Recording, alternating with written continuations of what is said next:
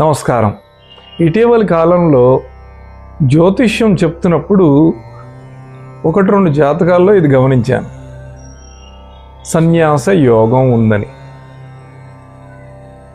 ఒక పుచ్చకుడి జాతకంలో సన్యాస యోగం ఉందంటే అతను పెళ్లి చేసుకోవడం కంటే భగవద్ ధ్యానం, భగవత్ మార్గము అతనికి శ్రేయస్కరం అని చెప్తుంది.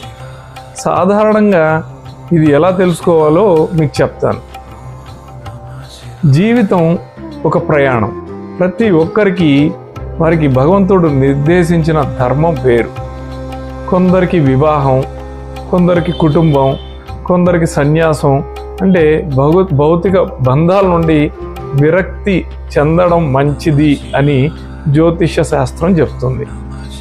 ఇది నిర్ణయించడానికి మీ జాతకంలోని 3 చార్ట్లను పరిశీలించాలి.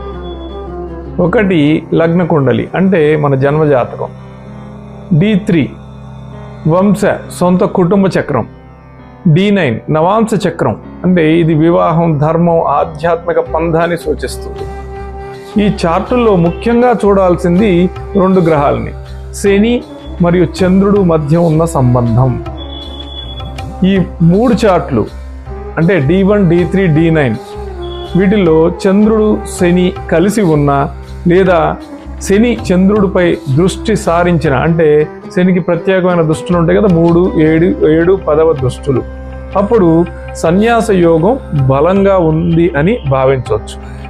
ఈ యోగం ఈ 3 చార్ట్లలో గనక ఉంటే అరుదుగా అయితే కానీ పెళ్లి జీవితం సానుకూలంగా ఉండదు.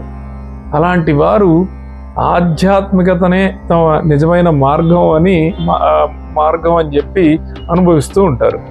అలాగే ఇలాంటి నిర్ణయాలు తీసుకోవడానికి ఖచ్చితంగా బాగా ఎక్స్పీరియన్స్ ఉన్న ఆస్ట్రాలజర్ మాత్రమే పరిశీలించాలి. ఇప్పుడు మీ జన్మజాతకంలో శనిచంద్ర యోగం ఉందా, లేదా సన్యాస యోగం గురించి మీరు ఎప్పుడైనా విన్నారా? కామెంట్ చేయండి.